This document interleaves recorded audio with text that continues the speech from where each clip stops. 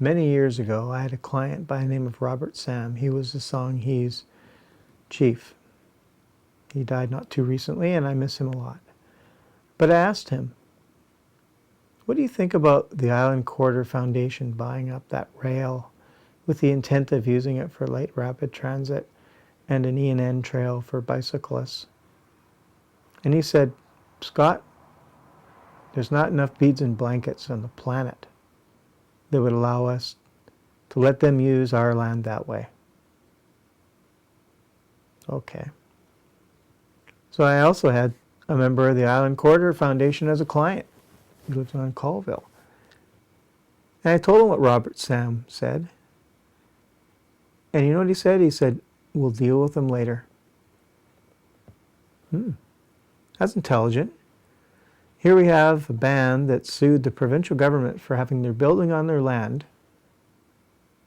And they won a settlement for $35 million, I think it was.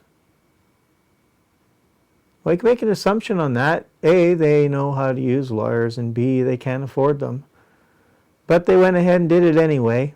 They bought up the rail without checking with the First Nations. And the First Nations just watched as the Island Corridor Foundation put their parade of mayors in their little wagons down the rail, waving at people as they crossed the road, the intersection at Admirals and Colville.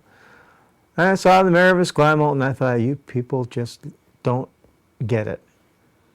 Because the only people that saw them waving were the people that were stuck waiting for them to cross the road.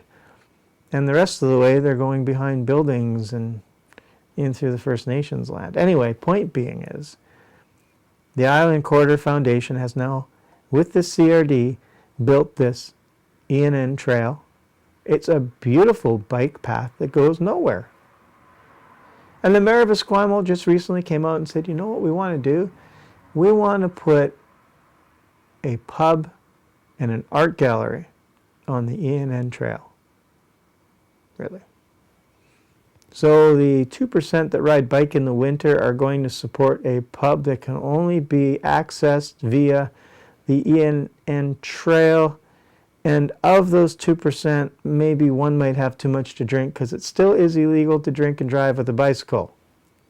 And while he's drinking and driving with the bicycle, he's going to purchase a piece of art. This is the person you put in office that's been the mayor of Esquimalt for 6 years. And she comes up with this and says it in the media? Really? Oh, my goodness. Now the CRD is trying to negotiate with the Songhees band so that they can continue to build the bike lane through their land.